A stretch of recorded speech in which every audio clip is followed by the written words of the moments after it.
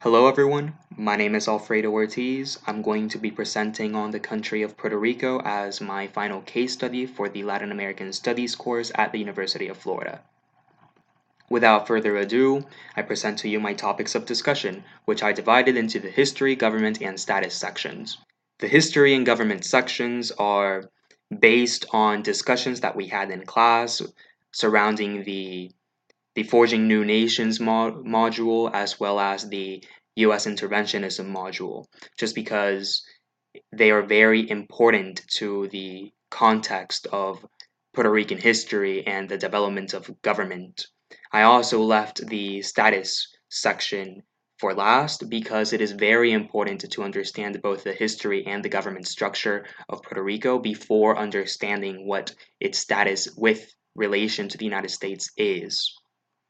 So Puerto Rico is a United States territory.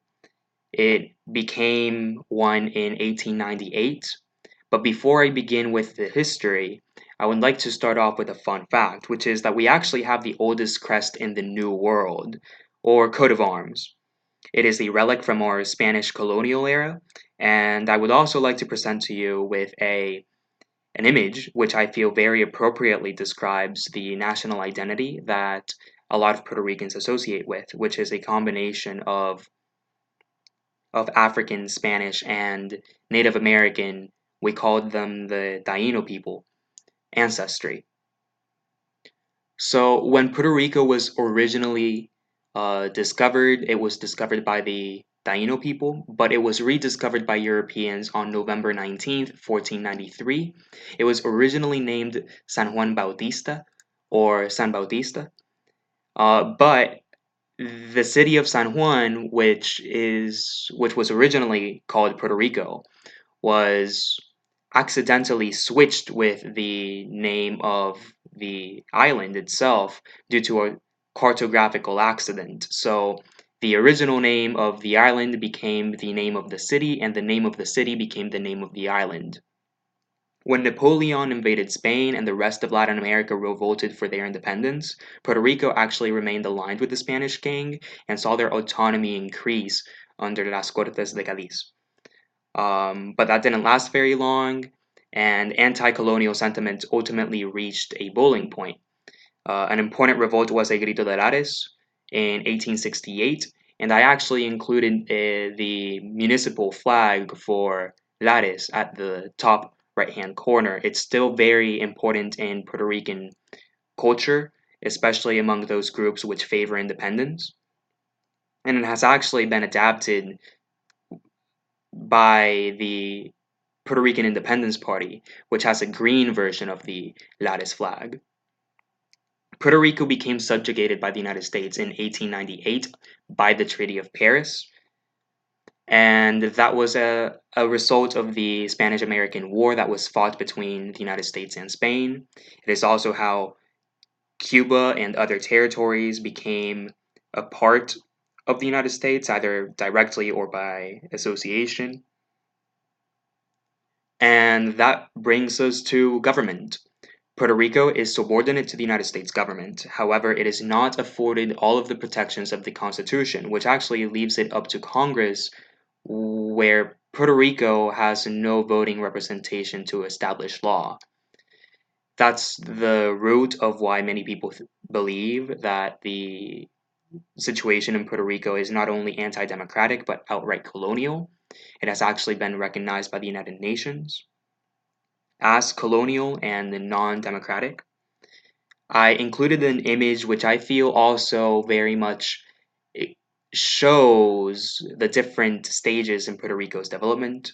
You will see that closest to the camera, which was used to take the picture, we see Spanish remains of a fort, and beyond that, we see the what I can best describe as a Puerto Rican government building, which was modeled after the White House as part of as part of a gift by the United States in order to symbolize the closeness between the two countries. And then in the background, you're going to see how Puerto Rico has been developed as an urban as an urbanized country.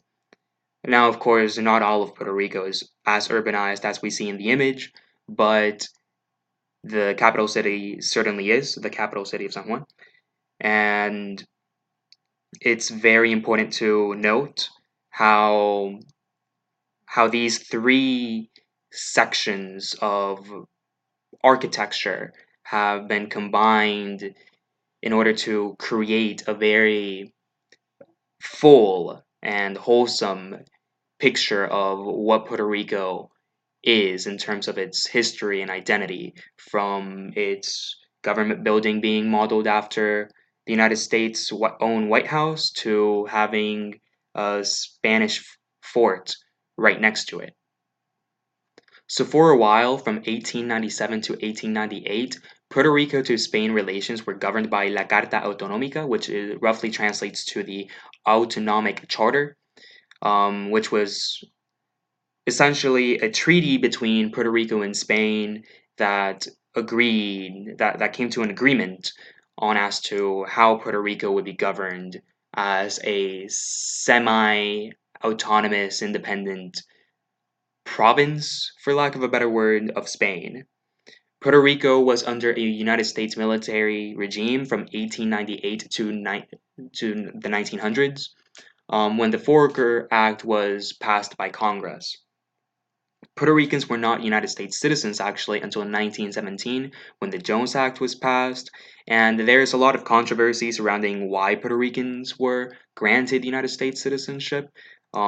They range from claims that Puerto Ricans only received their citizenship as a method to draft them into the First World War, to being granted United States citizenship in order to essentially squash Puerto Rican nationalist movements on the island. For a while, Puerto Ricans were not actually able to elect their own governor. They were actually appointed by the United States president for a very long time, essentially prior to the administration of Luis Muñoz Marin from 1949 to 1960. It was a very big deal when Puerto Ricans were finally able to exercise their democratic right to vote for their first elected governor, rather than an appointed governor, which the Puerto Rican people really had no say in choosing. The first and only constitution of Puerto Rico was actually ratified in 1952. It established a bicameral legislature and three branches of government. Something that's very interesting about Puerto Rico and its constitution is that it has been relatively stable compared to other constitutions across Latin America. And because it has not really been rewritten or replaced, aside from a few amendments, of course, Puerto Rico's government has actually been subject to change because of Supreme Court interpretations of Puerto Rico's autonomy as a American territory. The legislature has remained bicameral despite a referendum for unicamerality in 2005, which, although passed, was not really acted upon. That brings us to the topic of Puerto Rican status. So, aside from the movements for Puerto Rican statehood, which have been making national news after Hurricane Maria, there have also been movements for expanded Puerto Rican autonomy, which is essentially a compact of free association between the United States and Puerto Rico, or at least that's one form that it can take, as well as Puerto Rican independence. I present to you an image of La Bandera de Luto, which is a black version of the Puerto Rican flag that was a symbolic gesture of the people's disillusionment with the situation in Puerto Rico, be it the domestic government situation, be it the relationship between the United States and Puerto Rico. So Puerto Rico is a colony of the United States. The current relationship between Puerto Rico and the United States has been rejected as undemocratic by numerous countries around the world, as well as numerous people who have been leaders in both sides of the aisle, really, be it for Puerto Rican statehood or Puerto Rican independence. But there is a general consensus that there is nothing democratic about Puerto Rico's situation. Puerto Ricans cannot elect representatives to Congress, voting representatives to Congress, who have the power to, in turn, decide who becomes the next Supreme Court justice, who also has the power to interpret the autonomy of Puerto Rico as a local government, or Puerto Ricans also cannot vote for president. So it really just leaves the Puerto Rican situation of relationships between the United States and Puerto Rico up to Congress when Puerto Rico has no representation in Congress. There is a virtual absence of the Republican and Democratic parties in Puerto Rico, despite our attachment to the United States. Instead, we have the three main political parties, which are centered around mostly status. So we have El Partido Nuevo Progresista, which is pro statehood. We have El Partido Puertorriqueño Independentista, or Partido Independentista Puertorriqueño, which is pro independence, and we have El Partido Popular Democrático, which is historically status quo, but in recent times we're starting to see them transition towards a more sovereignty desiring political stance. So there have been two recent referendums, one in 2012 with a 78% turnout, and one in 2017 with a 23% turnout that voted for statehood, but they were not acted upon by Congress. The 2017 referendum had a historically low voter turnout, and for that reason, it has been discredited by many. And it is believed that the reason that the turnout was so low was because the referendum was actually boycotted by the members of the Partido Popular Democrático, and as well as the members of the Independence Party. The discussion surrounding the status problem has been anything but peaceful. We have had instances throughout the 50s where Puerto Rico saw revolts against the anti-democratic situation on the island. We have also seen people going up to Congress and firing shots in order to gain international attention and try their best to use that attention to bring to light the anti-democratic situation in Puerto Rico. I actually have an image at the top right that shows two versions of the Puerto Rican flag. The Puerto Rican flag on the left is not actually like that. I inverted it so that you could notice the difference between the blue color in the triangle in both flags. You'll notice that the left flag has a darker blue color than the one on the right. That is because the flag on the right is considered to be the original flag of Puerto Rico, but throughout the 1950s, as a result of La Ley de Mordaza, or the Puerto Rican gag law, the color was darkened to resemble the United States flag's own navy blue color. And this was done in order to show that Puerto Rico was indeed a part of the United States. And the reason that this was done was to essentially squash the independence nationalist movement in Puerto Rico.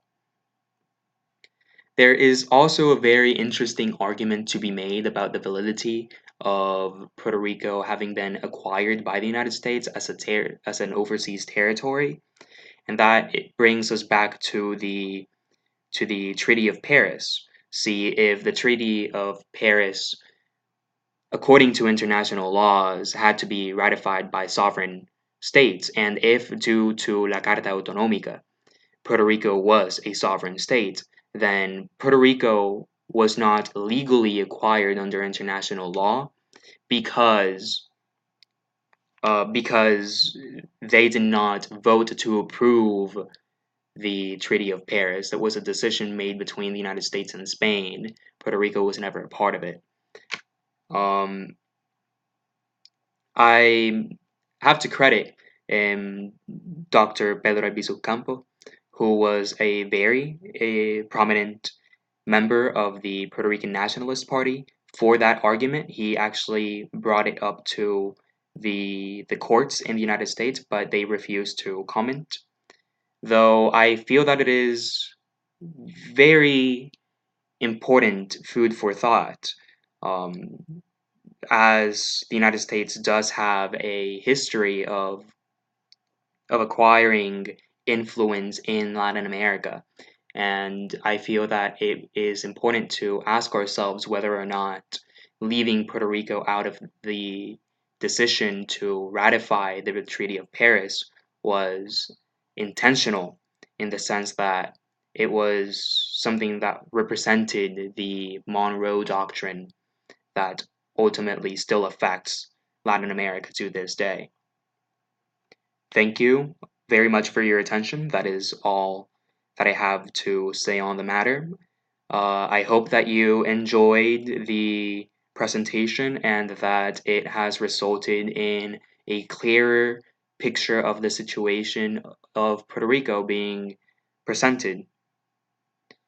As I said before, it was very important to consider the history and the government structure of Puerto Rico before getting into the details of the Puerto Rican status because it is much more complicated than there being just one faction that wants statehood for Puerto Rico. There are many different beliefs on what Puerto Rico should be or what Puerto Rico even is currently that need to be considered in order for the colonial legacy of 500 years to finally be resolved. Here are my references, and thank you very much.